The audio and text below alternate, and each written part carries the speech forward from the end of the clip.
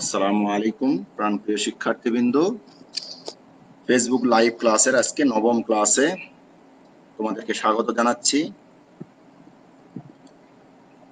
আমি Mohammad Shahidul Islam Shaon, junior instructor mechanical, Rangpur polytechnic institute.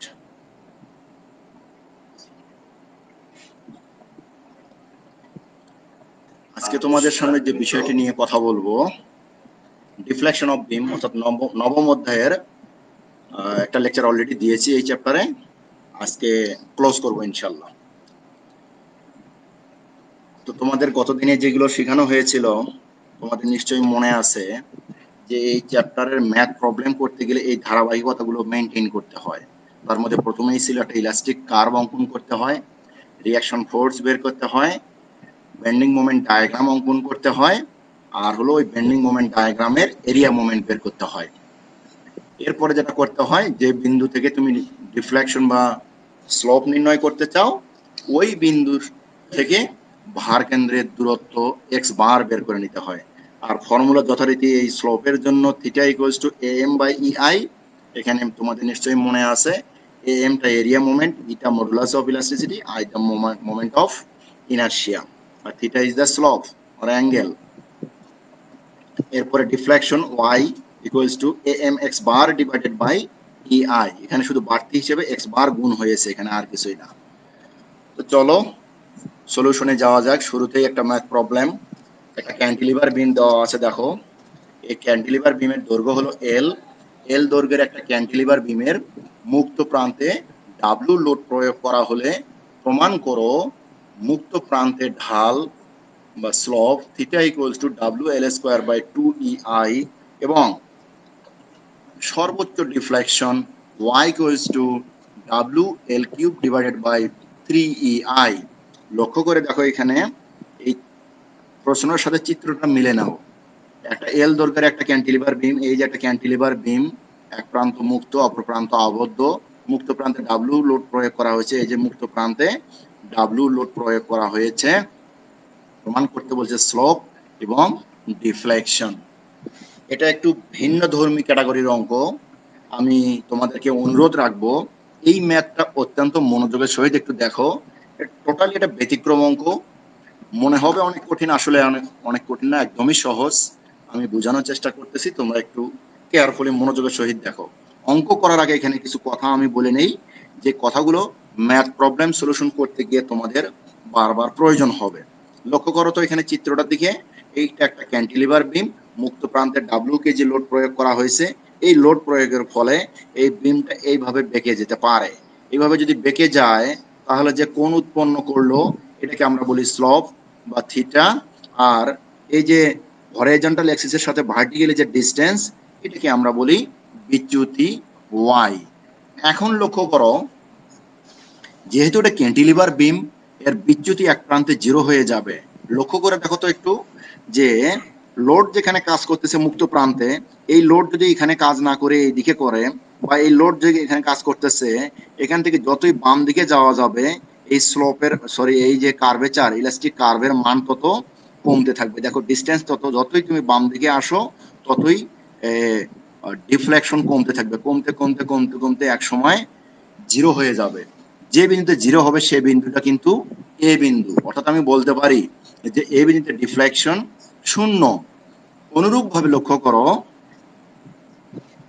Slope বা ঢালের ক্ষেত্রে, লক্ষ্য করো ঢাল যতই ডান দিকে যাওয়া যাবে ঢালের মান তত বাড়বে, কেননা এই যে বিচ্যুতি এখানে ঘটছে, এখানে ঢালটা সর্বোচ্চ হবে। যতই ডান থেকে বাম দিকে যাওয়া যাবে, এই যে দেখো এই যে স্লোপ, স্পর্শক রেখা হরাইজন্টাল অ্যাক্সিসের সাথে যে কোণ করে সেটাকেই বলি আমরা স্লোপ।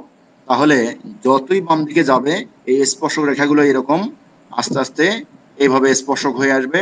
স্পর্শকটা যখন এইভাবে হয়ে আসবে তখন আনুভূমিকের সাথে তার কোণ কমে আসবে। এইভাবে যতই তুমি বাম দিকে আসতে থাকবা স্পর্শক রেখাটা ততই ভার্টিক্যাল থেকে হরাইজন্টালের দিকে ধাবিত হবে। ফাইনালি যদি তুমি এই বিন্দুতে আসো তাহলে এটা একটা, এই স্পর্শক রেখাটা একটা স্ট্রেট লাইন হরাইজন্টাল বরাবর এক্স অক্ষ বরাবর একটা স্ট্রেট লাইন মনে হবে। সুতরাং এই এ বিন্দুতে আসলে স্লোপটাও কিন্তু তখন জিরো হয়ে গেল। অর্থাৎ আমরা বলতে পারি স্লোপ এবং ডিফ্লেকশন উভয়টাই এ বিন্দুতে জিরো। আর সর্বোচ্চ কোথায়? বি বিন্দুতে। স্লোপ এবং ডিফ্লেকশন উভয়ই সর্বোচ্চ হবে বি বিন্দুতে, আর বি বিন্দু থেকে যতই বাম দিকে আসা যাবে স্লোপ এবং ডিফ্লেকশন ততই কমতে থাকবে, কমতে কমতে এটা এ বিন্দুতে আসে শূন্য হয়ে যাবে। আশা করি তোমরা এটা বুঝতে পারছো। আর লক্ষ্য করে দেখো এখানে আমরা যেটা কাজ করছি যে বি বিন্দু থেকে এক্স দূরত্বে আমরা একটা স্লোপ কল্পনা করছি, এক্স দূরত্বে একটা বিন্দু, ওই বিন্দু থেকে একটা স্পর্শক রেখা অঙ্কন করছি। এই স্পর্শক রেখা আনুভূমিক রেখার সাথে যে কোন উৎপন্ন করছে সেটাকে বলতেছি আমি স্লোপ বা থিটা। এই থিটার মানটা লক্ষ্য করো, এই এক্স এর মান যদি বাড়তে থাকে তার মানে বাম দিকে যেতে থাকবে, বাম দিকে যত যাবে এই স্লোপ তত কি হবে, কমতে থাকবে। স্লোপ কমতে কমতে কমতে এক সময় এসে জিরো হবে। কোথায় এসে জিরো হবে, এ বিন্দুতে। যদি এ বিন্দুতে যদি স্লোপ জিরো হয়, এ বিন্দুতে এক্স এর মান কত হবে, সেখানে এক্স এর মান কিন্তু এখান থেকে এই পর্যন্ত যাবে, অর্থাৎ এক্স এর মান হবে এল এর সমান। অর্থাৎ এক্স এর মান যদি কখনো এল এর সমান হয় তখন আমি বলতে পারবো যে স্লোপটা শূন্য। বুঝতে পারছো নিশ্চয়ই। আবারও বলতেছি যে ডান থেকে যতই বাম দিকে যাওয়া যাবে স্লোপের মান তত কমতে থাকবে, স্লোপের মান যত কমতে থাকবে এক্স এর মান তত বাড়তে থাকবে। স্লোপ যখন জিরো হয়ে যাবে তখন এক্স এর মান সর্বোচ্চ হবে এবং সেই এক্স এর মানটা হবে বি থেকে এ পর্যন্ত, অর্থাৎ বি থেকে এ পর্যন্ত এই শ্যাফটের দূরত্ব হলো এল।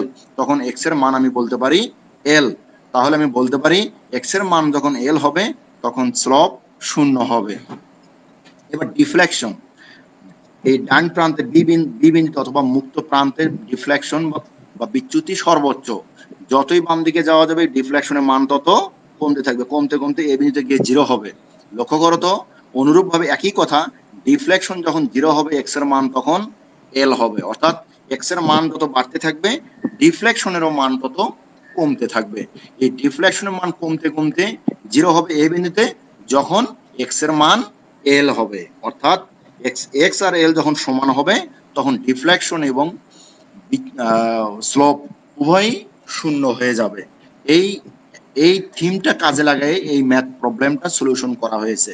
এটা একটা ইলাবোরেট ম্যাথ, তারপরেও বোঝানোর চেষ্টা করতেছি। দেখো এখানে বলা হয়েছে বি প্রান্ত হতে এক্স দূরে কল্পিত সেকশনের বেন্ডিং মোমেন্ট এম এক্স, মানে বেন্ডিং মোমেন্ট হলো এম, এক্স দূরত্বের জন্য এটাকে বলছি আমরা এম এক্স। দেখো তো এই যে বি প্রান্ত থেকে যদি এক্স দূরত্বে এই যে সি বিন্দু আমি যদি কল্পনা করি, সি বিন্দু মোমেন্ট হলো এম এক্স। এবার আমরা কিন্তু জানি এই যে আগের লেকচারে কিন্তু আমরা প্রমাণ করছিলাম যে বেন্ডিং মোমেন্ট এম সমান d square y by d x square into EI. EI কে বলা হয় ফ্লেক্সারাল রিজিডিটি বা দৃঢ়তার গুণাঙ্ক, মনে আছে তোমাদের নিশ্চয়ই। তো সেই ইকুয়েশনটা গত ক্লাসে যে লেকচারে যে প্রমাণটা আমরা করছিলাম ওই প্রমাণটাই, বেন্ডিং মোমেন্ট বের করার যে প্রমাণটা। তাহলে বেন্ডিং মোমেন্ট এম সমান EI into d square y by d x square. এবার আমরা বেন্ডিং মোমেন্ট বের করব। কোথায় বের করব, এম এক্স এর মান বের করব। এম এক্স এর মান কত হবে, আমরা জানি যে কোনো বিন্দুতে বেন্ডিং মোমেন্ট ওই বিন্দুর ডান প্রান্ত কিংবা বাম প্রান্তের বেন্ডিং মোমেন্ট সমান। আমরা জানি যে কোনো বিন্দুর সাপেক্ষে ডান প্রান্তের বেন্ডিং মোমেন্টের মান আর বাম প্রান্তের বেন্ডিং মোমেন্টের মান সমান হয়। তাহলে আমার যেহেতু ডান প্রান্তের লোড জানা আছে তাহলে আমি ডান প্রান্তের বেন্ডিং মোমেন্ট বের করি। ডান প্রান্তের লোড হলো ডাব্লিউ আর যার লম্ব দূরত্ব হলো x, W into x. Negative দেওয়া কেন, আমরা জানি বেন্ডিং মোমেন্ট ডায়াগ্রাম কখনো ক্যান্টিলিভার বিমের বেন্ডিং মোমেন্ট ডায়াগ্রাম কখনোই পজিটিভ হবে না। তোমাদের নিশ্চয়ই মনে আছে যে SFD BMD share force bending moment diagram যখন তোমাদের শিখাইছিলাম সে সময় কিন্তু বারবার বলছিলাম যে ক্যান্টিলিভার বিমটা ব্যতিক্রম, ক্যান্টিলিভার বিমের বেন্ডিং মোমেন্ট ডায়াগ্রাম কখনোই পজিটিভ হতে পারে না, এটা অলওয়েজ নেগেটিভ। সেই নেগেটিভ এখানে ক্যান্টিলিভার বিমের জন্য নেগেটিভ, আর এই যে এক্স দূরত্বে এখান থেকে তার মোমেন্ট হলো ডাব্লিউ ইন্টু এক্স। এটা 2 নাম্বার ইকুয়েশন। এবার আমরা 2 নাম্বার ইকুয়েশনকে ইন্টিগ্রেশন করব। এগুলো কেন করতেছি, স্লোপ এবং ডিফ্লেকশন বের করার জন্য করতেছি। তাহলে ইন্টিগ্রেশন করলে উভয় পক্ষে ইন্টিগ্রেশন করলে ইআই তো কনস্ট্যান্ট। আচ্ছা এই যে d square y by d x square, এটাকে তোমরা জানো যেটা সেকেন্ড ডিগ্রি ডিফারেন্সিয়েশন বা দ্বিতীয় পর্যায়ের ডিফারেন্সিয়েশন বলা হয়। অর্থাৎ ওয়াই এর সাপেক্ষে এক্স কে একবার ডিফারেন্সিয়েশন করলে হয় ডিওয়াই বাই ডিএক্স, দ্বিতীয়বার ডিফারেন্সিয়েশন করলে হয় d square y by d x square. আমরা জানি ইন্টিগ্রেশন হলো ডিফারেন্সিয়েশনের বিপরীত। ডিফারেন্সিয়েশন করলে যেটা বাড়বে ইন্টিগ্রেশন করলে সেটা কমবে, ডিফারেন্সিয়েশন করলে যেটা কমবে ইন্টিগ্রেশন করলে সেটা বাড়বে, একটা অপরটার অপোজিট। তাহলে এটাকে যদি আমি ইন্টিগ্রেশন করি তাহলে পূর্বেরটা ফিরে আসবে, অর্থাৎ এই যে dy বাই dx, অর্থাৎ এটাকে যদি আমি ডিফারেন্সিয়েশন করি তাহলে d square y by dx square, তার মানে এটার ইন্টিগ্রেশন হবে ওইটা, যার ডিফারেন্সিয়েশন যা তার ডিফারেন্সিয়েশন তা, অর্থাৎ কোনো একটা রাশিকে যদি ডিফারেন্সিয়েশন করে যে রেজাল্ট পাবো ওই রেজাল্টকে যদি আমি আবার ইন্টিগ্রেশন করি তাহলে পুনরায় পূর্বের রেজাল্ট ফিরে আসবে, অর্থাৎ ওর ডিফারেন্সিয়েশনের আগের যে মানটা ওই মানের সমান হবে। অর্থাৎ dy বাই dx কে ডিফারেন্সিয়েশন করলে d square y by dx square হয়, আবার এটাকে ইন্টিগ্রেশন করলে আগেরটা ফিরে আসে। নিশ্চয়ই তোমরা পূর্বে ক্যালকুলাস করে আসছো, তোমাদের জানা আছে। তাহলে d square y by dx square কে ইন্টিগ্রেশন করলে dy বাই dx হয়, আর মাইনাস w টা হলো কনস্ট্যান্ট, x এর ইন্টিগ্রেশন কি x square by 2, x to the power n এর ফর্মুলা, এখানে n এর মান 1, x to the power n এর ফর্মুলা হলো x to the power n plus 1 divided by n plus 1, সেই সূত্র থেকে x এর ইন্টিগ্রেশন হবে x স্কয়ার বাই 2 আর মাইনাস w তো কনস্ট্যান্ট। আমরা জানি ইন্টিগ্রেশনের দুই ধরনের হয়, একটা লিমিট ইন্টিগ্রাল আর একটা নন লিমিট ইন্টিগ্রাল। আমরা লিমিট ইন্টিগ্রাল যদি লিমিট দেওয়া না থাকে সেক্ষেত্রে ইন্টিগ্রেশনের ক্ষেত্রে একটা কনস্ট্যান্ট c বসে। তো আমরা যেহেতু একাধিকবার ইন্টিগ্রেশন করব এই জন্য প্রথমবার ইন্টিগ্রেশন করার পরে এর কনস্ট্যান্টকে c1 বলতেছি আমরা। এবার আমার কাজ হলো এই c1 এর মান বের করা। লক্ষ্য করো তো এখানে dy বাই dx চলে আসছে আমার, dy বাই dx কি, দিস ইজ দ্য স্লপ, এটাই হলো আমাদের সেই কাঙ্ক্ষিত ঢাল। তোমরা ত্রিকোণমিতি কিংবা ক্যালকুলাসেও করে আসছো, dy বাই dx কে ঢাল বলা হয়, ঢাল শূন্য হয় যখন 90 ডিগ্রি হয় থিটার মান, মনে আছে তোমাদের নিশ্চয়ই। যা হোক, এখানে ei into dy by dx, আচ্ছা এখানে আমরা c1 এর মান বের করতে চাই। লক্ষ্য করো এ বিন্দুতে ঢাল শূন্য, এই যে আমরা জানি তো এ বিন্দুতে ঢাল শূন্য, আমরা কিছুক্ষণ আগে এই যে থিটার মান শূন্য হবে অর্থাৎ ঢাল শূন্য হবে, থিটা আর dy বাই dx কিন্তু একই জিনিস। আচ্ছা তাহলে যদি এ বিন্দুতে যদি ঢাল শূন্য হয় তাহলে dy by dx equals to 0। আচ্ছা এই বিন্দুতে ঢাল যদি শূন্য হয় সেক্ষেত্রে x এর মান কত হবে, এই বিন্দুতে x এর মান হবে x ইকুয়ালস টু l। এই যে দেখো যেখানে x ইকুয়ালস টু l হবে সেখানে ঢাল dy বাই dx এর মান শূন্য হবে, যেটা আমি শুরুতেই তোমাদের ব্যাখ্যা করেছি। এখান থেকে বুঝতে চাইলে তোমাদের অনেক কিছু জটিল মনে হতো।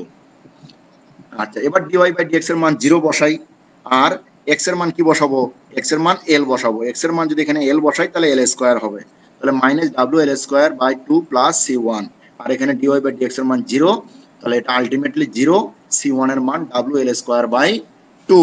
তাহলে c1 এর মান আমি পেয়ে গেলাম। এই c1 এর মানটা এবার 3 নম্বর সমীকরণে আমি বসাই। 3 নম্বর সমীকরণে যদি আমি c1 এর মান বসাই তাহলে কি আসে লক্ষ্য করো, 3 নম্বর সমীকরণে c1 এর মান বসে পাই এই যে c1 এর জায়গায় wl স্কয়ার বাই 2। এটাই হলো আমার স্লোপ নির্ণয়ের সূত্র, dy বাই dx যেহেতু আছে এবং এখানে আর কোনো কনস্ট্যান্ট নাই, সকল মান আমার এখানে x এর মান আর l এর মান ei এর মান বসাই দিলেই এখানে মান বের হয়ে আসবে। সুতরাং আমি বলতে পারি এই 4 নম্বর সমীকরণটাই হলো যে কোনো বিন্দুর ঢাল নির্ণয়ের সমীকরণ। তারপর এই 4 নম্বর সমীকরণ থেকে আমরা ঢাল ফাইনালি বের করব। আপাতত 4 নম্বর সমীকরণটা মাথায় রাখো যে এটাই ঢাল নির্ণয়ের সাধারণ সমীকরণ, যে কোনো বিন্দুর ঢাল বের করা যাবে এই 4 নম্বর সমীকরণের মাধ্যমে, যে কোনো বিন্দুকে ওই x এর দূরত্ব হিসেবে কাউন্ট করা হবে। এবার আমরা এই 4 নম্বর সমীকরণকে আবারও পুনরায় ইন্টিগ্রেশন করি। যদি ইন্টিগ্রেশন করি, মনে আছে তোমাদের d square y by dx square কে ইন্টিগ্রেশন করে dy বাই dx পেয়েছিলাম, এবার dy বাই dx কে ইন্টিগ্রেশন করলে y পাবো। কারণ কি, y কে ডিফারেন্সিয়েশন করলে dy বাই dx হবে, তাহলে এই y এর ডিফারেন্সিয়েশন যদি dy বাই dx হয় তাহলে dy বাই dx এর ইন্টিগ্রেশন হবে y। আগেই বলছি ডিফারেন্সিয়েশন ইন্টিগ্রেশনের বিপরীত। আবার দেখো এবার মাইনাস w বাই 2, এটা হলো কনস্ট্যান্ট, x স্কয়ারের ইন্টিগ্রেশন কি, ওই যে x to the power n এর formula n plus 1 divided by n plus 1, অর্থাৎ x স্কয়ার ইন্টিগ্রেশন হবে x কিউব বাই 3, n এর মান 2, তার সাথে 1 যোগ করলে 3 ভাগ 3 plus wl square by 2 constant, কারণ এখানে x নাই, তাহলে এটা কনস্ট্যান্টই রয়ে গেল। আচ্ছা কনস্ট্যান্ট যদি থাকে সেখানে মনে মনে একটা 1 থাকে, আর 1 এর ইন্টিগ্রেশন কি x, যার সাপেক্ষে ইন্টিগ্রেশন করবা 1 এর ইন্টিগ্রেশন হবে তা, তাহলে এখানে 1 এর ইন্টিগ্রেশন হলো x। এবার ওই যে বলছিলাম যেহেতু এখানে লিমিট বসানো হয়নি তাহলে ইন্টিগ্রেশনে আবারও একটা কনস্ট্যান্ট আসবে, আগের কনস্ট্যান্ট c1 হয় এবারে কনস্ট্যান্টকে আমরা বলতেছি c2, এই সেই c2। এবার আমার কাজ হলো c2 এর মান বের করা। c2 এর মান আমি কিভাবে বের করব, দেখো তো y টা কি ডিফ্লেকশন বা বিচ্যুতি, এই যে দেখো এখন এই বিন্দুতে ডিফ্লেকশন y ইকুয়ালস টু 0, আমরা তো জানি যে বি বিন্দুতে y এর মান সর্বোচ্চ, আর বি থেকে যত এর দিকে যাওয়া যাবে y এর মান তত কমতে থাকবে এবং সর্বনিম্ন 0 হবে এই বিন্দুতে আসলে। যখন x এর মান হবে l তখন y এর মান হবে 0। এই জন্যই বলা হয়েছে যে এখন এই বিন্দুতে ডিফ্লেকশন y ইকুয়ালস টু 0 যখন x equals to l। x এর মান যখন l হবে y এর মান তখন 0 হবে। অতএব x ইকুয়ালস টু l হলে 5 নং সমীকরণ হতে পাই। 5 নং সমীকরণটা কোথায়? এই যে 5 নং সমীকরণে এখানে x এর মান l আর y এর মান 0 আমরা 5 নং সমীকরণে বসাবো। ei ইনটু y এর মান, এই যে y এর মান 0 এখানে বসাইলে ইনটু 0 মাইনাস w বাই, লক্ষ্য করো মাইনাস w বাই 2, আর এখানে যদি l এর মান যদি বসাই তাহলে l কিউব বাই 3, 3 দুগুণে 6, w l কিউব বাই 3 দুগুণে 6, আর মাইনাস চিহ্ন সামনে ছিল মাইনাস রয়ে গেল। এবার প্লাস ডাব্লিউ এল স্কোয়ার ইন্টু এক্স এর মান কত এখানে এল, এই এল যদি গুণ করি আমি তাহলে হবে এল কিউব, তাহলে আমি বলতে পারি ডাব্লিউ এল কিউব বাই 2, এই সেই 2 প্লাস C2, এবার C2 মানটা বের করবো, এটা তো 0 আলটিমেটলি, এগুলো এই পাশে পক্ষান্তর করে নিলাম C2 মান। এবার লসাগু করো, লসাগু করার পরে মাইনাস 2 ডাব্লিউ এল কিউব বাই 6, 2 আর 6 কাটাকাটি করলে মাইনাস ডাব্লিউ এল কিউব বাই 3। তাহলে সিটুর মান যখনই আমি পেয়ে গেলাম, সিটুর মানটা 5 নং সমীকরণে এবার আমি বসাবো এখানে। তাহলে 5 নং সমীকরণে সিটুর মান বসে পাই E I into y equals to minus W by 2 into x cube by 3 minus W by 2 into x cube by 3 plus W L square by 2 into x plus W L square by 2 into x. সিটুর মানটা এবার minus, যেহেতু এই সেই minus, সিটুর মান হবে minus ডাব্লিউ এল কিউব বাই 3, মাইনাস ডাব্লিউ এল কিউব বাই 3। তাহলে যেহেতু এখানে ডিফ্লেকশন আছে এবং এর মধ্যে কোনো কনস্ট্যান্ট নাই, সুতরাং আমি বলতে পারি এটাই হলো ডিফ্লেকশনের সাধারণ সমীকরণ। অর্থাৎ এই সমীকরণের সাহায্যে যে কোনো বিন্দুর ডিফ্লেকশন বের করা যাবে, কারণ এই যে এক্স আছে এখানে এক্স, এই এক্স এর মান কত, এক্স এর মান যে কোনো মান হতে পারে, যে কোনো বিন্দুর দূরত্বই হলো এক্স এর মান। এখানে একটা সরি বলতেছি, এখানে স্মল এক্স এখানে ক্যাপিটাল এক্স দেওয়া হয়ে গেছে, এটা হবে স্মল এক্স। এবার আমরা ফাইনালি স্লোপ এবং ডিফ্লেকশন বের করতে পারি। 6 নাম্বার এবং 5 নাম্বার ইকুয়েশনটা একটু মাথায় রেখো। 6 নাম্বার ইকুয়েশন, এই যে 6 নাম্বার ইকুয়েশনটা এবং 4 নাম্বার ইকুয়েশনটা মাথায় রেখো।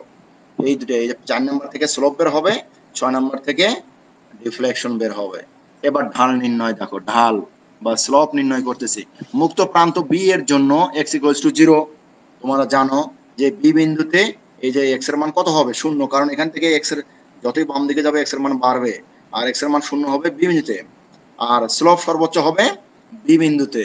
এই জন্যই বলছে মুক্ত প্রান্ত বি এর জন্য x এর মান 0, সুতরাং ঢাল নির্ণয়ের সাধারণ সমীকরণ 4 নং হতে পাই E I into d y by d x. এটা কোথা থেকে আসলো একটু দেখো, সরি এখানে বলতেছি x এর মান 0 কয় নাম্বার সমীকরণে, 4 নাম্বার সমীকরণে। এই যে দেখো 4 নাম্বার সমীকরণে যদি আমি x এর মান 0 বসাই এখানে, তাহলে e i d y by d x equals to ডাব্লিউ এল স্কোয়ার বাই 2 থাকে। এই সেই e I into d y by d x equals to ডাব্লিউ এল স্কোয়ার বাই 2। এবার দেখো এখান থেকে d y by d x কেই বলা হয় থিটা, এই বি বিন্দু সাপেক্ষে করা হয়েছে জন্য এটাকে বলা হয়েছে theta b. E I into theta b equals to ডাব্লিউ এল square by 2। Theta b e i ওই পাশে গেলে ডাব্লিউ এল স্কোয়ার বাই 2 ই আই, এত রেডিয়ান। এটা প্রমাণ করতে বলছিল যে ঢাল নির্ণয়ের ক্ষেত্রে প্রমাণ করো যে থিটা ইকুয়ালস টু ডাব্লিউ এল স্কোয়ার বাই 2 ই আই, আমরা প্রমাণ করলাম। এবার ডিফ্লেকশন প্রমাণ করব আমরা। মুক্ত প্রান্তে সর্বোচ্চ ডিফ্লেকশন, অর্থাৎ বি বিন্দুতে এক্স এর মান যখন 0, তখন 6 নম্বর সমীকরণে আমরা এক্স এর মান 0 বসাই, দেখি ই আই ইন্টু ওয়াই, এই যে 6 নম্বর সমীকরণ, এই যে এখানে এক্স এর মান 0 বসালে এটা আলটিমেটলি 0 হবে, এখানেও এক্স এর মান 0 বসালে এখানে আলটিমেটলি 0 হবে। তাহলে কি থাকবে e I into y equals to minus ডাব্লিউ এল কিউব বাই 3। এই যে দেখো e I into y equals to minus ডাব্লিউ এল কিউব বাই 3, এখান থেকে ওয়াই রেখে ই আই কে পাশে পার করলে মাইনাস ডাব্লিউ l cube by 3 e i, প্রমাণিত। আশা করি তোমরা ম্যাথটা বুঝতে পারছো, যদিও অনেক বড় ম্যাথ, আমি চেষ্টা করছি তোমাদের বোঝানোর। এটা একটা সিম্পল একটা ম্যাথ, দেখো 2 মিটার লম্বা একটা ক্যান্টিলিভার বিমের প্রস্থচ্ছেদ আয়তাকার, যার পরিমাণ 12 বাই 30 সেন্টিমিটার, এর মুক্ত প্রান্তে 2500 কেজি লোড প্রয়োগ করলে মুক্ত প্রান্তের সর্বোচ্চ ডিফ্লেকশন কত হবে? শুধু ডিফ্লেকশনের মান চাইছে, মডুলাস অফ ইলাস্টিসিটির মান দেওয়া আছে। তাহলে মডুলাস অফ ইলাস্টিসিটির মান দেওয়া, 2 মিটার লম্বা এটা এল এর মান, প্রস্থ দেওয়া আছে বি এর মান 12, উচ্চতা বা গভীরতা দেওয়া আছে এইচ এর মান 30, লোড দেওয়া আছে 2500 kg p, moment of inertia যেহেতু এটা আয়তাকার সেকশন, বিএইচ কিউব বাই 12, বি এর মান এখানে 12, এইচ এর মান 30 কিউব বাই 12 এত সেন্টিমিটার টু দি পাওয়ার 4। তাহলে আমরা জানি মুক্ত প্রান্তে ডিফ্লেকশনের ক্ষেত্রে এখনই আমরা প্রমাণ করলাম যে ডাব্লিউ এল কিউব বাই 3 এখানে মাইনাস দিলেও হয় না দিলেও হয়, কারণ আমরা জানি যে ডিফ্লেকশন সবসময় ক্যান্টিলিভার বিমের ডিফ্লেকশন এমনি নিচে হয় আর ক্যান্টিলিভার বিমের সবসময় মাইনাস হবে। ডাব্লুর পরিবর্তে এখানে শুধুমাত্র পি ব্যবহার করা হয়েছে, এই জায়গায় পি, এই ডাব্লুর মানকে পি লেখা হয়েছে, এখানে মাইনাস দিলেও চলে না দিলেও চলে। তাহলে ডাব্লুর মান এল এর মান 3EI এর মান বসাইলে এত সেন্টিমিটার, মুক্ত প্রান্তের ডিফ্লেকশন হবে এত সেন্টিমিটার। আশা করি তোমরা বুঝতে পারছো। এবার একটা নতুন ম্যাথ দেখো, এরকম একটা সিম্পল সাপোর্টেড বিম, এই সিম্পল সাপোর্টেড বিমের এই যে ঠিক একই দূরত্বে সমান দূরত্বে L/3 দূরত্বে একটা পি বল কাজ করছে, তার থেকে L/3 অথবা বি বিন্দু থেকেও L/3 দূরত্বে একটা পি বল কাজ করছে। দেখো এখানে লিখছে এল দৈর্ঘ্য বিশিষ্ট সাধারণভাবে স্থাপিত একটি বিমের উপর L/3 দূরত্ব পর পি লোড, মোট দুটি পি লোড প্রয়োগ করা হলো। কয়টা? দুইটা। সর্বোচ্চ ডিফ্লেকশন এবং যে কোনো বিন্দুর নিচে ডিফ্লেকশন বের করো। অর্থাৎ এই প্রত্যেকটা লোডের নিচে ডিফ্লেকশন চাইছে, আবার সর্বোচ্চ ডিফ্লেকশনও চাইছে। আর এখানে দুটো লোড বলছে, মোট দুটো পি লোড L/3 দূরত্ব। তাহলে এখান থেকে L/3 দূরত্বে একটা আর একটা L/3 দূরত্ব, তারপরে সাপোর্ট। তাহলে মোট দুটো লোড হয়ে গেল। এবার আমরা কি করব, এখানে আর এ আর বির মান আমরা জানি, সমান দূরত্বে থাকার কারণে লোডও সমান বহন করবে। টু পি লোড, একটা পি বহন করবে আর বি, আর একটা পি বহন করবে আর এ। এই জন্য আর এ আর বির মান সমান পি লেখা হয়েছে। এখানে লোড বের করার কোনো প্রয়োজন আছে বলে মনে করি না। যেহেতু সমান দূরত্বে লোড কাজ করতেছে, এই লোড টোটাল লোডটা দুইজন সমান ভাগ করে নিবে। টোটাল লোড হলো পি আর পি, 2P, একটা পি আর এ নিবে আর একটা পি আর বি নিবে। তাহলে বেন্ডিং মোমেন্ট, যদি আমি এই বিন্দুতে বেন্ডিং মোমেন্ট বের করি, তাহলে বাম প্রান্তেরটা বের করব, যে কোনো প্রান্তের বেন্ডিং মোমেন্ট বের করলেই হলো। আবার যদি এই বিন্দুতে বের করি, তাহলে ডান প্রান্তেরটা বের করব। যদি আমি এই বিন্দুতে বের করি ডান প্রান্তের বেন্ডিং মোমেন্ট অফ পি, এখানে বের করলে বাম প্রান্তের বেন্ডিং মোমেন্ট অফ পি, ঝামেলা এড়ায় যত সহজে করা যায়। তাহলে পি ইন্টু L/3, এই যে পি ইন্টু L/3, যে কোনো বিন্দুর বেন্ডিং মোমেন্ট, এখানে এই বিন্দু অথবা এই বিন্দু, এ এবং বি বিন্দু বেন্ডিং মোমেন্ট তো জিরো, এটা আমরা জানি। তাহলে কি হলো, পি L/3 বেন্ডিং মোমেন্ট আমি পেয়ে গেলাম, রিঅ্যাকশন ফোর্স আমি পেয়ে গেলাম। এবার আমার কাজ কি? এবার কাজ হলো আমার এরিয়া মোমেন্ট বের করা। ডায়াগ্রামটা দেখো, এই বেন্ডিং মোমেন্ট ডায়াগ্রাম কিন্তু এরকম হবে। তোমাদের নিশ্চয়ই মনে আছে যে সিম্পল সাপোর্টেড বিম, দুটো লোড আছে, এটা শিয়ার ফোর্স ডায়াগ্রাম এভাবে উঠবে, নিচে নামবে, আবার নামবে, আবার নামবে, নামে আবার উপরে উঠবে। এর মাধ্যমে বেন্ডিং মোমেন্ট, এটা শিয়ার ফোর্স ডায়াগ্রামের কথা বললাম। বেন্ডিং মোমেন্ট ডায়াগ্রামটা এরকম হবে, 1 ডিগ্রি কার্ভ, এখান থেকে এখানে লোড না থাকে 0 ডিগ্রি কার্ভ, এবার 1 ডিগ্রি কার্ভ নেমে আসবে। বেন্ডিং মোমেন্টের মান কত? বেন্ডিং মোমেন্টের মান হলো PL/3। এই সেই বেন্ডিং মোমেন্টের মান PL/3, এখানেও যা এখানেও তা। হ্যাঁ, এবার দেখো, লক্ষ্য করো, এরিয়া মোমেন্ট ডায়াগ্রাম বের করব।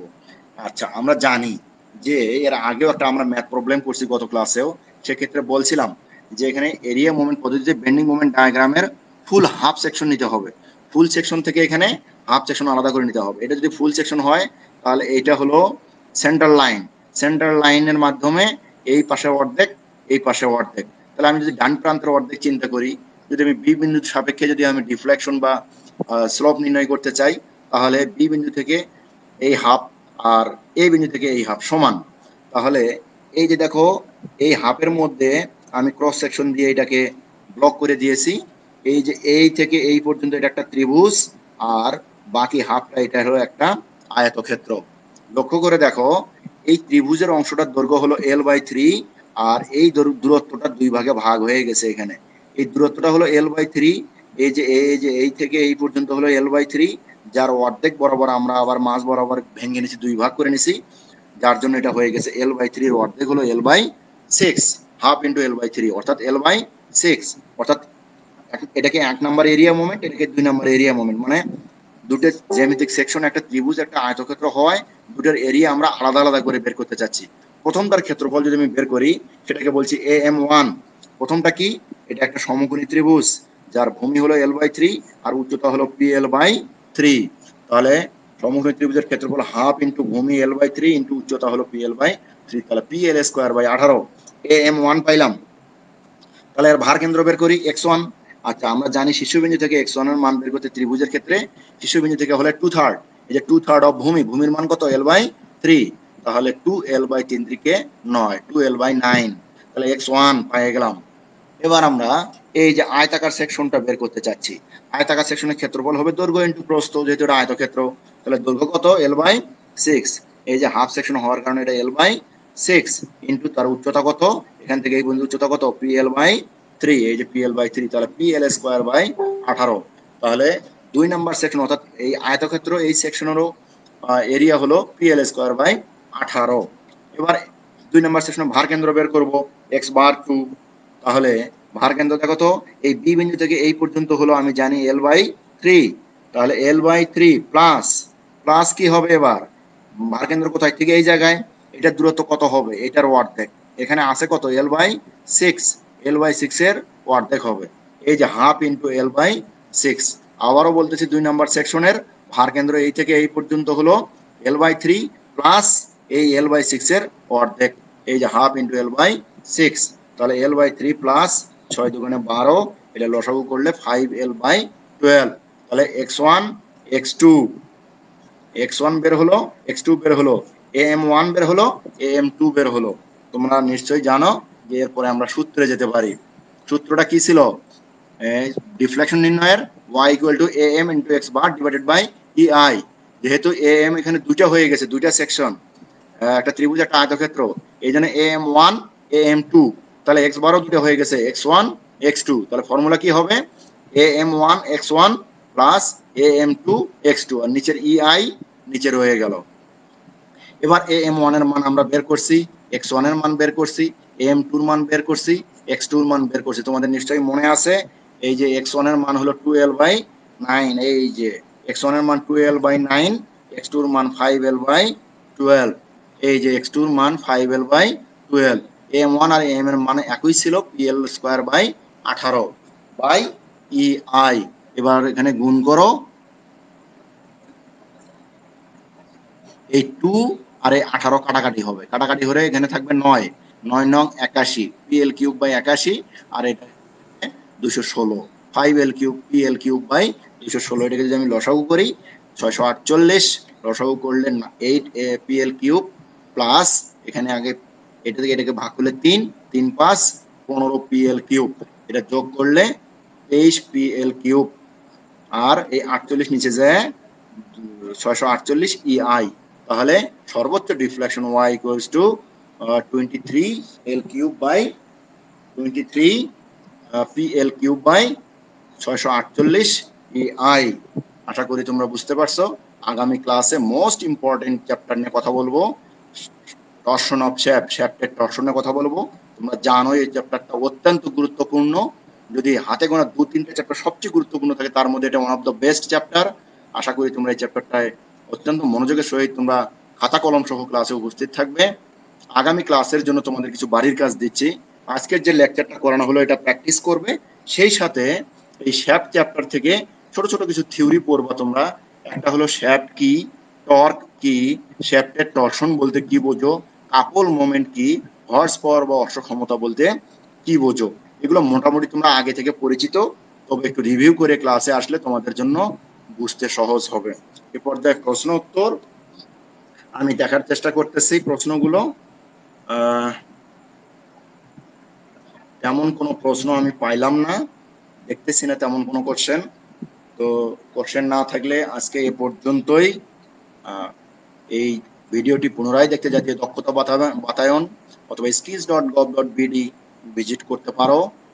তো সে পর্যন্ত সুস্থ থাকো, আগামী ক্লাস পর্যন্ত ভালো থেকো। আল্লাহ হাফেজ। ধন্যবাদ সকলকে। আসসালামু আলাইকুম ওয়া রাহমাতুল্লাহি ওয়া বারাকাতুহু।